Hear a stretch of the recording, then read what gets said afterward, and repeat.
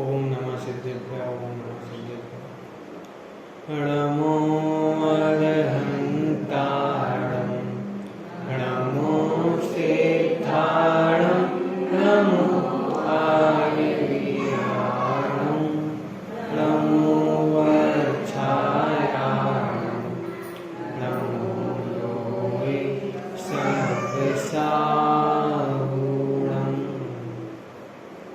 मंगलम भगवान वीरो मंगलम गौतमो गणि मंगलम कुंद कुंदात्यो जैन धर्मोस्तु मंगलम सर्वमंगल मांगल्यम सर्वकल्याणकारिकं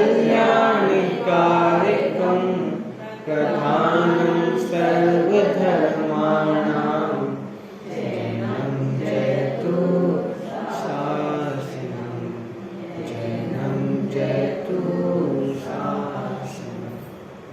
हाँ, अभी प्रश्न आया है कि 7 तत्व समझने हैं। तो 7 तत्व कौन कौन से हैं? जीव, अजीव, आश्रव, बंध, संवर, निर्जरा, मोक्ष। उसमें सबसे पहला कौन सा है? जीव, जीव तत्व। तो एक बात है कि जीव तत्व और जीव द्रव्य दो चीजें हैं। जीव तत्व है और एक जीव द्रव्य है। तो इन दोनों में क्या अंतर है? हाँ, जीव तत्व मतलब मैं स्वयं, और जीव द्रव्य मतलब जितने भी सब दिखाई दे रहे हैं, जितने भी जो जीव है वो जीव द्रव्य। तो जीव तत्व उसे कहते हैं जिसमें मेरा ज्ञान दर्शन पाया जाता है। क्या कहा? जिसमें मेरा ज्ञान दर्शन पाया जाता है उसे जीव तत्व कहते हैं, और जिसमें ज्ञान दर्शन पाया जाता है उसे जीव द्रव्य कहते हैं। बात समझ में आई? कि मतलब सब जीवों में क्या है? ज्ञान दर्शन है, सब में जानना देखना है। लेकिन मेरा जानना देखना क्या आपके पास है क्या? मेरा जानना देखना क्या आपके पास है क्या? नहीं है। तो जीव तत्व किसे कहते हैं? जिसमें मेरा ज्ञान दर्शन पाया जाए, कि जो मैं जानता देखता हूं वो क्या कहलाता है? जीव तत्व कहलाता है। और जीव द्रव्य क्या कहलाता है? कि जो जानता देखता है, जिसमें ज्ञान दर्शन पाया जाता है वो जीव द्रव्य कहलाता है। अजीव तत्व किसे कहते हैं? कि जिसमें मेरा ज्ञान दर्शन नहीं पाया जाता। क्या कहा? जिसमें मेरा ज्ञान दर्शन नहीं पाया जाता उसे अजीव द्रव्य कहते हैं। तो मेरे लिए आप क्या हो? मेरे लिए आप क्या हो? अजीव द्रव्य। ये क्या है? अजीव द्रव्य। कि मतलब मुझे जीव तत्व को छोड़ के जितने भी जीव द्रव्य हैं और पुद्गल, धर्म, अधर्म, आकाश, काल हैं, वो सब क्या कहलाएंगे? अजीव तत्व कहलाएंगे। अच्छा, आश्रव किसे कहते हैं? कर्मों के आने को आश्रव कहते हैं। अब ये परिभाषा हमें सबको मालूम है। अब कल भी बताया था कि अनंत भगवान को हमसे भी ज्यादा कर्म आते हैं। क्या कहा? अनंत भगवान को हमसे भी ज्यादा कर्म आते हैं, लेकिन उनको आश्रव नहीं है, उनको बंधे नहीं है। क्यों? क्योंकि उनके मोह राग द्वेष का नाश हो गया, उनके दुख का नाश हो गया। तो आश्रव कहते किसे हैं? कि दुख के आने को, दुख की उत्पत्ति को या मोह राग द्वेष को आश्रव कहते हैं। क्या कहा? दुख के आने को या मोह राग द्वेष के आने को या उनकी उत्पत्ति को क्या कहते हैं? आश्रव कहते हैं।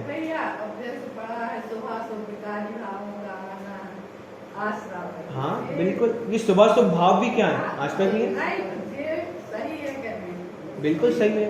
ये जो मोह राग द्वेष क्या है? ये शुभ भाव ही तो है। क्या कहा? ये जो मोह राग द्वेष भाव है वो ये क्या है? शुभ भाव ही है। शुद्ध भाव तो है नहीं।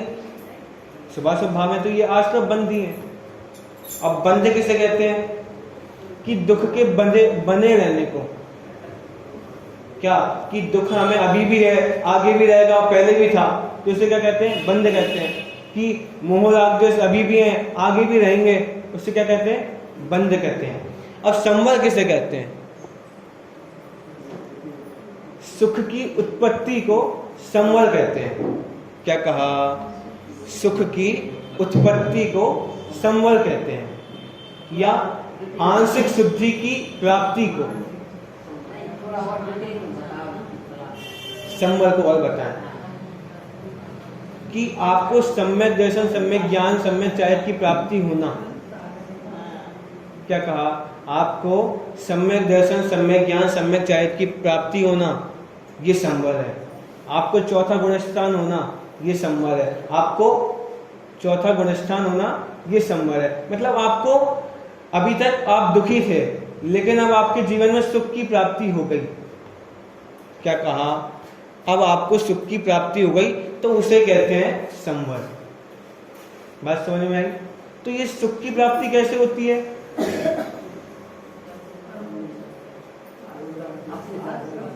ये सुख की प्राप्ति होती कैसे? कि अपने स्वरूप को पहचानने से सुख की प्राप्ति होती है। अपने स्वरूप को पहचानने से सम्यक दर्शन आदि होते हैं। अपने स्वरूप को पहचानने से चौथे गुणस्थान से ऊपर आदि जितने भी दशा होती है, वो अपने स्वरूप को पहचानने से होती है।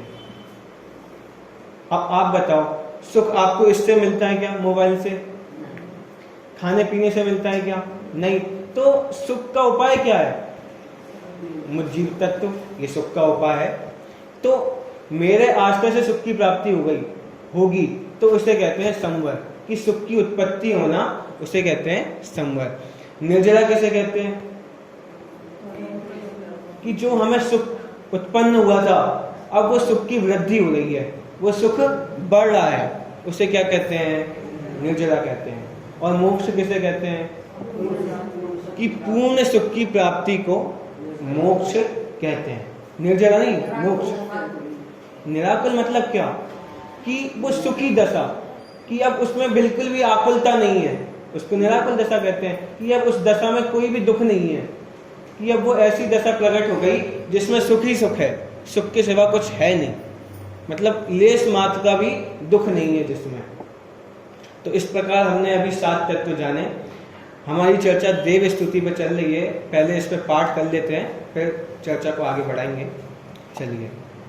वीतराग सर्वज्ञ हितंकर, भविजन की अब पूरो आस, ज्ञान भानु का उदय करो, मिथ्यात्म का होय विनाश, जीवों की हम करुणा पाल, झूठ वचन नहीं कहे कदा, पर धन कबहु न हरऊं स्वामी, ब्रह्मचार्य व्रत रखें सदा, तृष्णा लोभ न पड़े हमारा, तो से सुधा नित दिया करें, श्री जिन धर्म हमारा प्यारा, इसकी सेवा किया करें, दूर भगावे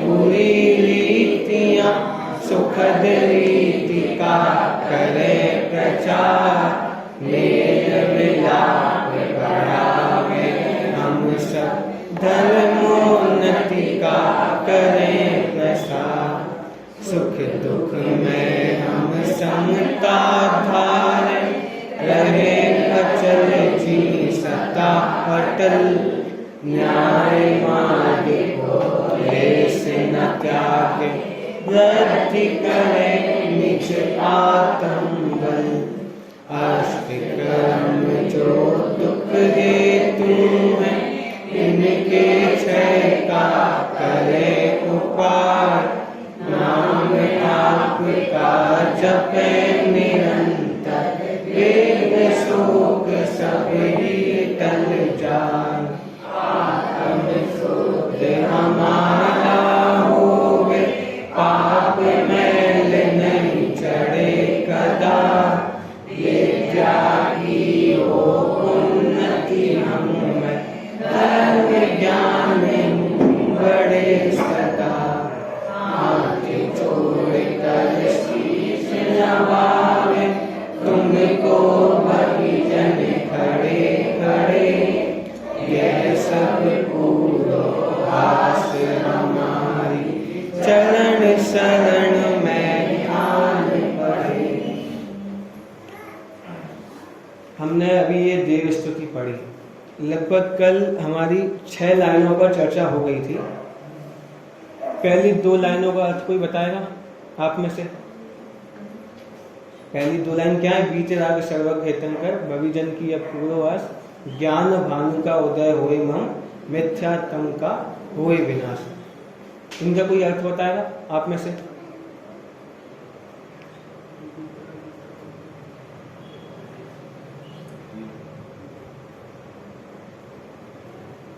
हमारे भगवान कैसे होते हैं? बीतरागी, सर्वज्ञ और हितोपदेशी। हितोपदेशी भी कोई होते हैं, सारे नहीं होते। आगे क्या लिखा है यहाँ पे? भविजन की अपूर्ववास। भविजन मतलब भव्य जीवों की आस पूरी करो। क्या कहा? भव्य जीवों की आस पूरी करो। तो भगवान आस पूरी करते हैं क्या? भगवान आस पूरी करते हैं क्या? नहीं करते। तो फिर यहाँ पे ऐसा क्यों लिखा कि भक्ति के बस? ऐसा यहाँ पे लिखा। आगे क्या लिखा कि ज्ञान भानु का उदय करो मम मिथ्या तम का होए विनाश। मतलब क्या? कि मेरे सम्यक ज्ञान का उदय हुए, कि जो सम्यक ज्ञान रूपी सूरज है उसका उदय करो, और क्या करो? कि मेरे मिथ्यात्व का नाश करो। तो क्या भगवान ऐसा करते हैं क्या? भगवान सम्यक ज्ञान देते हैं क्या? भगवान मिथ्यात्व का नाश करते हैं क्या? नहीं। तो ऐसा क्यों लिखा? क्योंकि भक्ति के बस ऐसा लिखा है। अब आगे 2 लाइन कोई बताएगा? आगे 2 लाइनों का जीवों की हम करुणा पालें, इसका मतलब क्या? कि हम जीवों की रक्षा करें। क्या कहा? कि हम जीवों की रक्षा करें, और जीवों की रक्षा से पहले हम क्या करें? अपनी रक्षा करें। क्या? कि जीवों की रक्षा पहले छोड़कर हम पहले अपनी रक्षा करें। कि हम अपनी रक्षा नहीं करेंगे, अपने को दुखी करेंगे तो दूसरे को भी दुखी करेंगे। तो पहले हमें क्या करना है? अपनी रक्षा करना है। हमें अपना सुख के मार्ग में बढ़ना है। आगे, झूठ वचन नहीं कहें कदा। कि क्या? कि हम कैसी भी परिस्थिति में झूठ नहीं बोले। आगे, पर धन कबहु न हरऊं स्वामी। मतलब सिर्फ धन की बात है क्या यहाँ पे? सिर्फ यहाँ पे लिखा पर धन कबहु न हरऊं स्वामी। सिर्फ धन की बात है क्या? नहीं। कि किसी वस्तु की चोरी ना करें। क्या कहा? किसी वस्तु की, किसी व्यक्ति की किसी वस्तु की भी चोरी ना करें। सिर्फ धन की नहीं कि यहाँ पे धन लिखा है तो हम उसका मोबाइल चुरा लें, उसकी गाड़ी चुरा लें। ऐसा नहीं कि हम किसी व्यक्ति की कोई भी वस्तु ना उठाएं। और क्या? अरे इसको ही पूरा करना है अभी। कि अनादि काल से हमने चोरी की है। क्या चोरी की है? कि ये हमारा शरीर नहीं था। क्या कहा? ये हमारा शरीर नहीं था, इसको अपना माना है।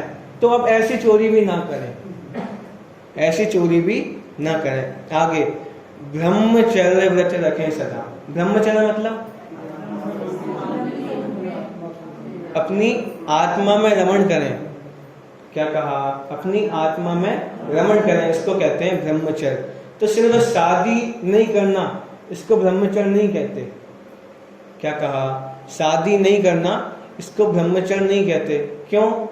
क्योंकि कुत्ते बिल्ली ने कहाँ शादी की है? निगोदिया जी ने कहाँ शादी की है? शादी तो सिर्फ हम लोगों ने की है।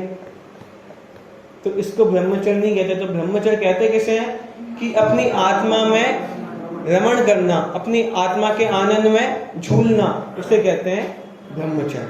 चलिए आगे, तृष्णा लोभ न बढ़े हमारा, दोष सुधा नित पिया करें। मतलब क्या? कि हमें लोभ ना हो, कि हमें परिग्रह ना हो। क्या कहा? कि जो हमें मिल गया उसमें संतोष रखें। क्या? जो हमें मिल गया उसमें संतोष रखें। कि संतोषी व्यक्ति सदा सुखी रहता है। ये सुक्ति है कि संतोषी व्यक्ति सदा सुखी रहता है।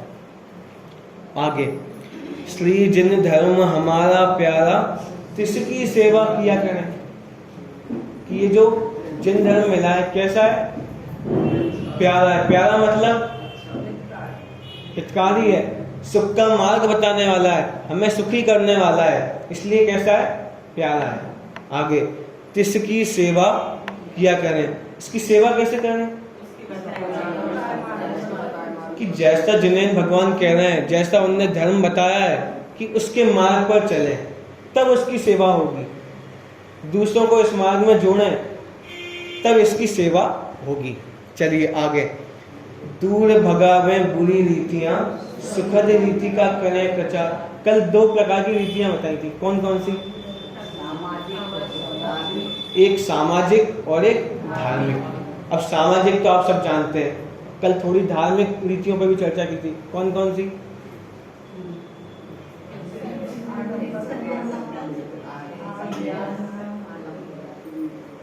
अब हम 10 लक्षण के पर्वों में बहुत सारी रीतियां ऐसी चलाते हैं कि वो फैंसी ड्रेस कंपटीशन,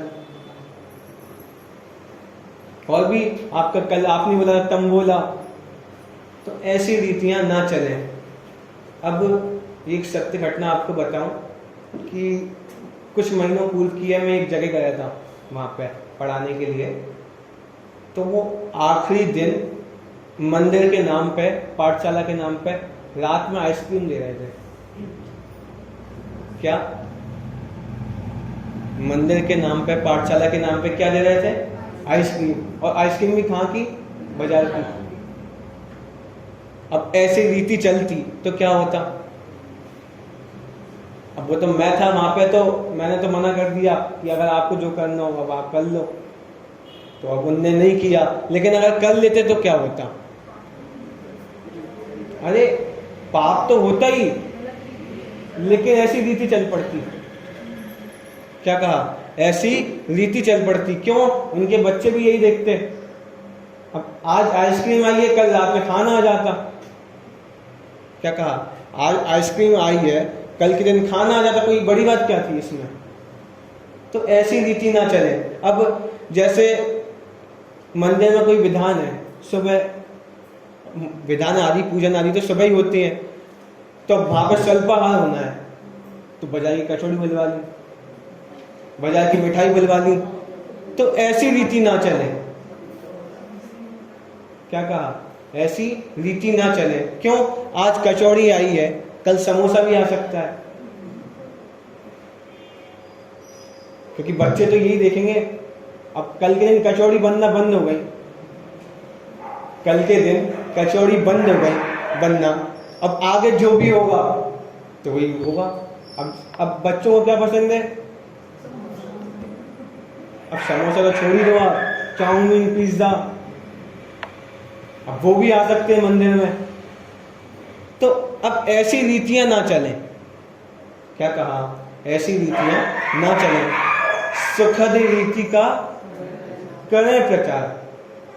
कैसे करेंगे प्रचार? कि अब मंदिर, बच्चों को मंदिर जाने की प्रेरणा दें, बच्चों को पाठशाला जाने की प्रेरणा दें, जो भी समाज में साधर्मी भाई बहन हो उनको स्वाध्याय में लाएं, तो सुखद रीति का प्रचार होगा। कहीं विधान चल रहा हो तो उनको विधान में जाने की प्रेरणा दें, तो क्या होगा? सुखद रीति का प्रचार होगा। मेल मिलाप बढ़ावे हम सब। बहुत बड़ी बात है कि मेल मिलाप बढ़ावे हम सब, धर्मोन्नति का करें प्रसार। कि हमारा जैनियों का मेल मिलाप कम हो रहा है, इसलिए हम पिछड़ रहे हैं। क्या कहा? कि हमें क्या हो गया, सिर्फ हम अपने से मतलब रखने लगे, तो हमारा धर्म पिछड़ रहा है। तो ऐसा ना हो कि क्या करें कि साधर्मी वात्सल्य हो, कि मेल मिलाप को बढ़ाएं। चलिए आगे हमें चर्चा करनी है आज। सुख दुख में हम समता धारें। क्या कहा? सुख और दुख में हम समता धारें। अब यहाँ पे जो सुख की बात है, ये कौन सा सुख है? यहाँ पे जो सुख की बात आई है वो कौन सा सुख है? यहाँ पे जो सुख की बात आई, ये धार्मिक सुख नहीं है, सांसारिक सुख है। जो भोगों से आपको सुख मिलता है उसका सुख है, लेकिन वो सुख है नहीं, वो तो सुखाभास है। तो जैसे आपके घर में एक गाड़ी आई, तो आप उछलने लगते हो, आप सुखी होने लगते हो। तो ऐसा ना हो, उसमें क्या करें? समता धारें। क्या कहा? उसमें समता धारें। और क्या? कि दुख में भी हम समता धारें। कि कुछ हो गया, जैसे घर में आग लग गई या व्यापार में नुकसान हो गया, तो हाया ना करें। अब वो तो हो गया, अब क्या कर सकते हो आप? अब जो नुकसान हो गया इसमें आप क्या कर सकते हो? कुछ नहीं कर सकते। अब धीरे धीरे हम सही कर लेंगे उस चीज को, लेकिन उसमें हाया ना करें। उसमें भी क्या करें? समता धारण करें। रहें अचल जिमी सदा अटल। कैसे? मतलब कि अटल रहें, हमें ऐसा विश्वास हो कि अब उसमें समता हो, हमें उसमें धैर्य हो, उसमें हमें कि ज्यादा सुख के काल में फूले नहीं। क्या कहा? सुख के काल में ज्यादा फूले नहीं और दुख के काल में रोए नहीं। तो ऐसा अटल विश्वास हमें हो। आगे, न्याय मार्ग का लेस न त्यागें, वृद्धि करें निज आत्म बल। कि न्याय मार्ग को त्यागे ना, कि चोरी करके पैसा कमा ले, किसी का नुकसान करके पैसा कमा ले। कि न्याय मार्ग से हम डिगे ना, कि हम जैसी नीति से पैसा कमाते हैं, मतलब वो अन्यायपूर्वक पैसा ना कमाए, अन्यायपूर्वक कोई काम ना करें। बात समझ में आ रही है? मतलब वो न्याय मार्ग से डिगे ना। आगे, वृद्धि करें निज आत्म बल। कि आत्मा के बल से हम वृद्धि करें, कि आत्म बल से वृद्धि करें। कि वृद्धि भी कब होती है? कि जीवन में कोई काम कब होता है? कि जब हम में बल होता है, जब हम में विश्वास होता है कि हम वो काम कर सकते हैं। कि जब वो हम काम कर सकते हैं तब वो काम होता है। तो वो बल कहाँ से आता है? आत्मा से आता है, अंदर से वो बल आता है। अब कोई काम करने की इच्छा ही नहीं है, कोई काम करने की शक्ति नहीं है, ऐसा विश्वास ही नहीं है कि हम वो काम नहीं कर सकते, तो क्या कभी वो काम होगा? क्या नहीं होगा। तो अगर जीवन में कोई भी काम करना है तो कैसे करना पड़ेगा? कि वो आत्मबल होना चाहिए। क्या कहा? कि जीवन में आत्मबल होना चाहिए, जिसको कहते हैं सेल्फ कॉन्फिडेंस। कि ओवर कॉन्फिडेंस की बात नहीं है, सेल्फ कॉन्फिडेंस हमें होना चाहिए। आगे, अष्ट कर्म जो दुख हेतु हैं। क्या कहा? अष्ट कर्म जो दुख हेतु हैं। अष्ट कर्म कौन कौन से?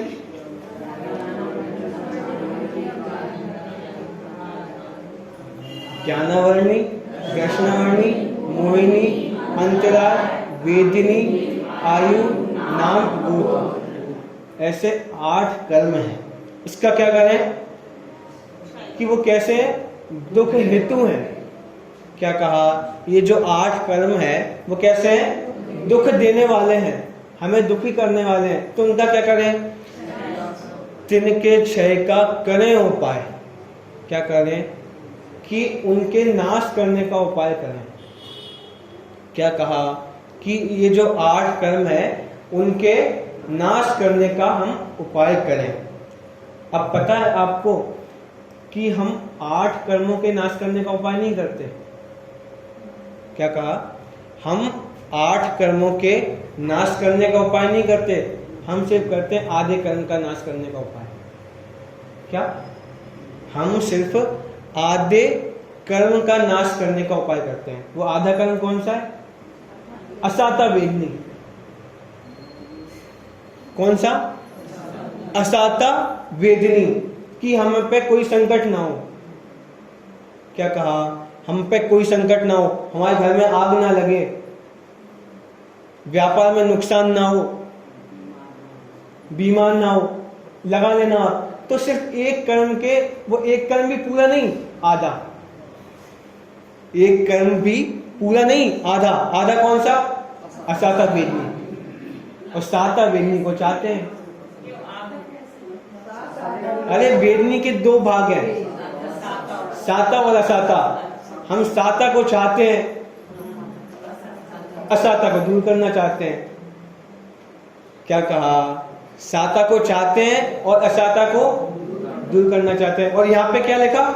अष्ट कर्म जो दुख हेतु हैं, तिनके क्षय का करें उपाय।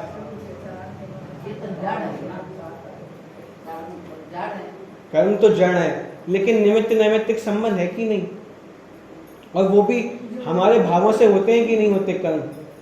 तो जैसे हमने कर्म किए हैं तो उनका फल लगेगा कि नहीं लगेगा? बात समझ आ रही है? मतलब भले ही कर्म कुछ नहीं जानते, लेकिन अन्याय भी नहीं करते। क्यों? क्योंकि आपने वैसे कर्म बांधे हैं तो वो उदय में आएंगे। अब लेकिन हम क्या करते हैं कि हमें 8 कर्मों का नाश करना है, 8 कर्मों का क्षय करना है, लेकिन हम क्या चाहते हैं कि सिर्फ असाता वेदनी दूर हो जाए। क्या कहा? सिर्फ असाता वेदनी दूर हो जाए, और साता को चाहते हैं। और यहां पे क्या लिखा? 8 कर्म दुख के कारण है और 8 को दूर करना है, और वो साता वेदनी को चाहते हैं।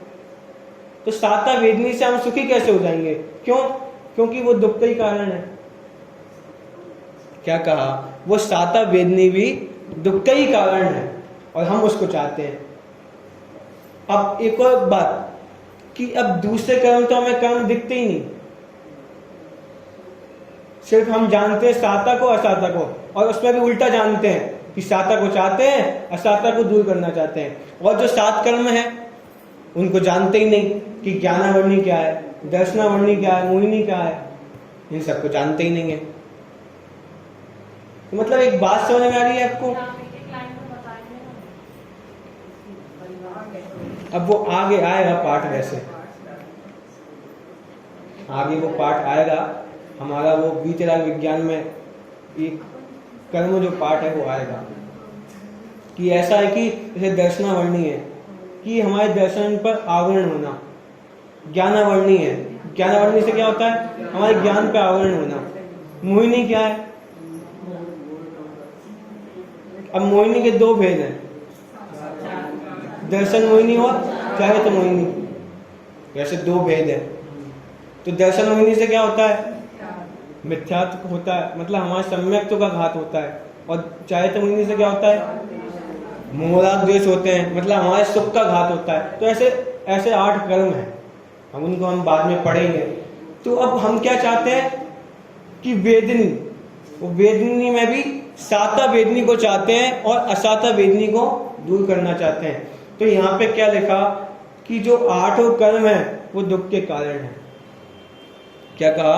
कि 8 जितने भी कर्म है वो दुख के कारण है, कि कोई भी कर्म सुख का कारण नहीं है। लेकिन हमें क्या लगता है कि वो साता वेदनी सुख का कारण है, कि वो साता वेदनी सुख का कारण है। तो तिनके क्षय का करें उपाय, उनके नाश होने का उपाय करें। आगे, नाम आपका जपे निरंतर, विघ्न शोक सब ही टल जाए। किसके नाम जपने का बात कर रहा है? ये किसकी स्तुति है? देव स्तुति। और देव किसे कहते हैं? कि जो वीतरागी और सर्वज्ञ होते हैं उन्हें देव कहते हैं। तो वो भगवान है। तो वो यहाँ पे कह रहे हैं कि नाम आपका जपे निरंतर। किसके नाम का? उन भगवान के, उन भगवान का स्मरण हम हमेशा करें, निरंतर करें। तो उससे क्या होगा? विघ्न शोक सब ही टल जाए। कैसे टलेंगे विघ्न शोक?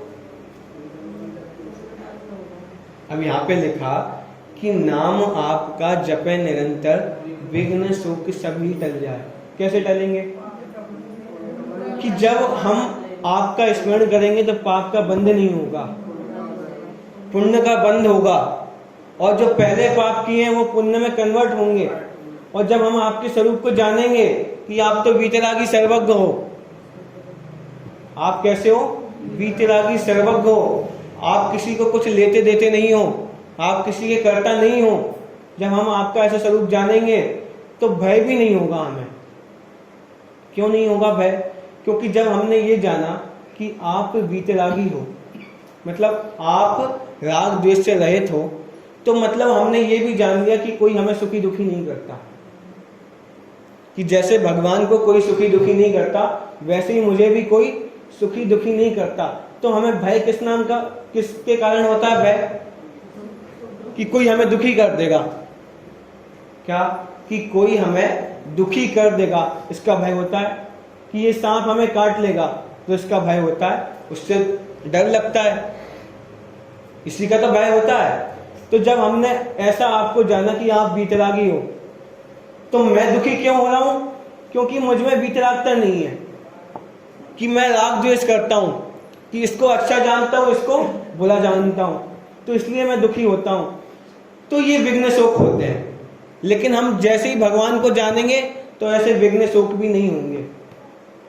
क्या कहा? कि जैसे ही हम भगवान को जानेंगे तो ऐसे विघ्न शोक भी नहीं होंगे, कि वो दुख नहीं होगा।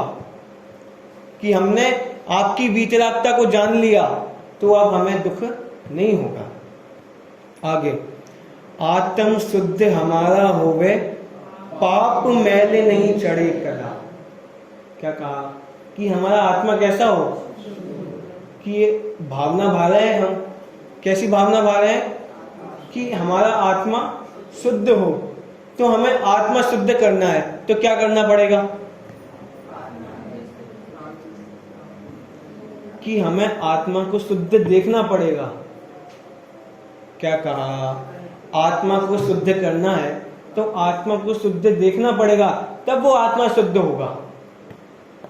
क्या कहा? बात समझ में आई? जैसे पानी मैला है, तो पानी को साफ करना है, तो सबसे पहला उपाय क्या है? कि वो पानी को साफ आपको देखना पड़ेगा सबसे पहले। क्या कहा? कि आपको वो पानी को पहले साफ देखना पड़ेगा, तब वो पानी साफ हो सकता है। अगर आप उसको मैले ही देखते रहोगे, कि उसने, एक व्यक्ति ने उसको पानी को मैले ही मान लिया, तो क्या वो कभी पानी साफ हो पाएगा क्या? क्यों? क्योंकि उसने तो मैला मान के रखा है, उसने तो ये मान के रखा कि कभी वो पानी साफ ही नहीं हो सकता। तो सबसे पहले क्या मानना पड़ेगा? कि वो पानी साफ ही है, तब वो पानी साफ हो सकता है। तो ऐसे ही हमें सबसे पहले क्या मानना पड़ेगा? कि मैं जो आत्मा हूं वो शुद्धि हूं, तभी वो शुद्धि प्रकट होगी, तभी वो हमें वो शुद्धता आएगी।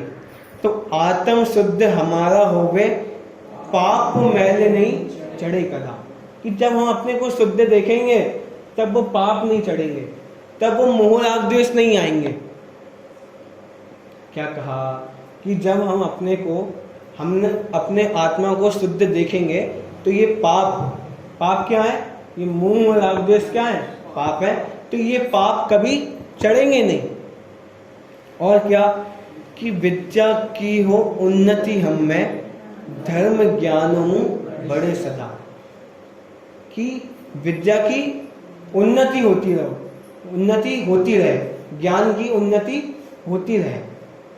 और क्या? कि धर्म ज्ञान हूं बड़े सदा। कि ये धर्म ज्ञान है जो वो बढ़ता जाए, ऐसी हम भावना भा रहे हैं।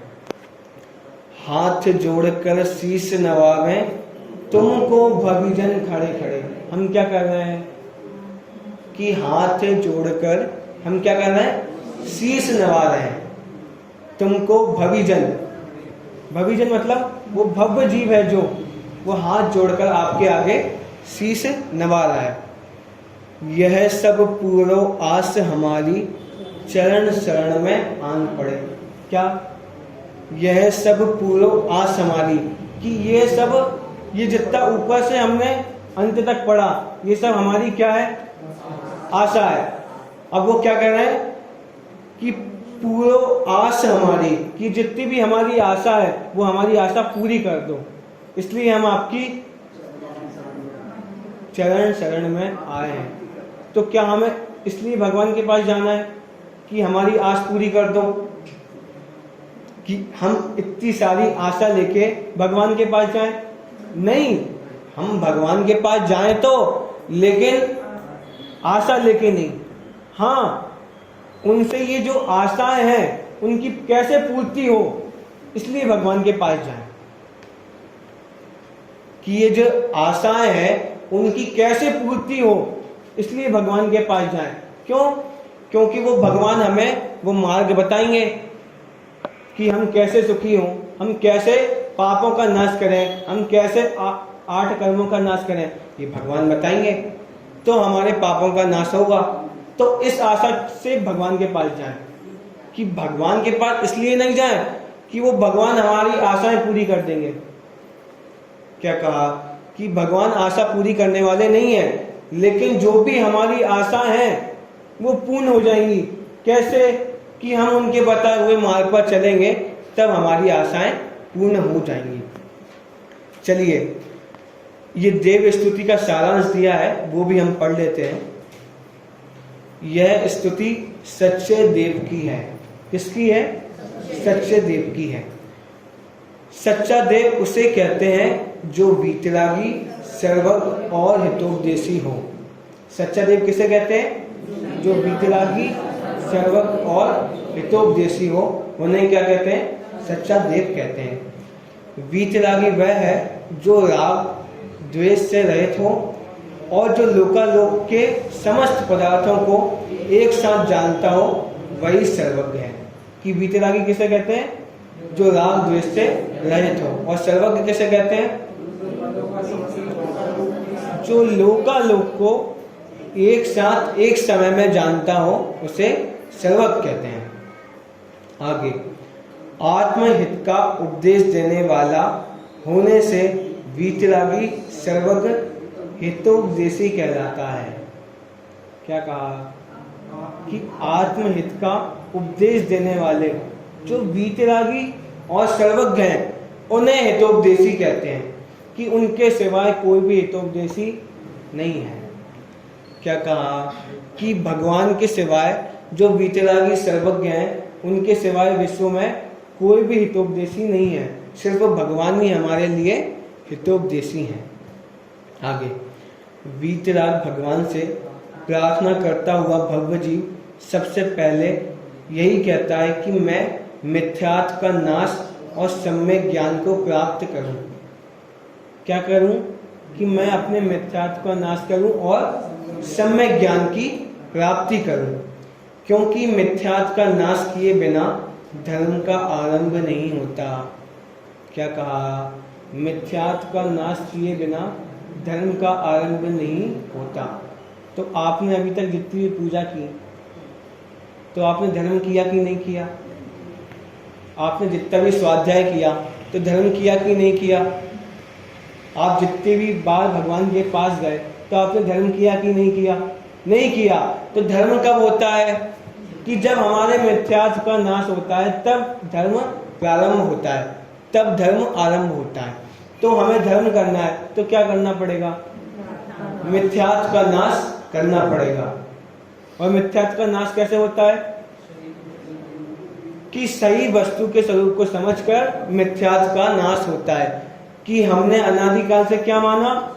ये शरीर मेरा है, कि ये शरीर मेरा है, इस पर को अपना माना, तो मिथ्यात्व रहा।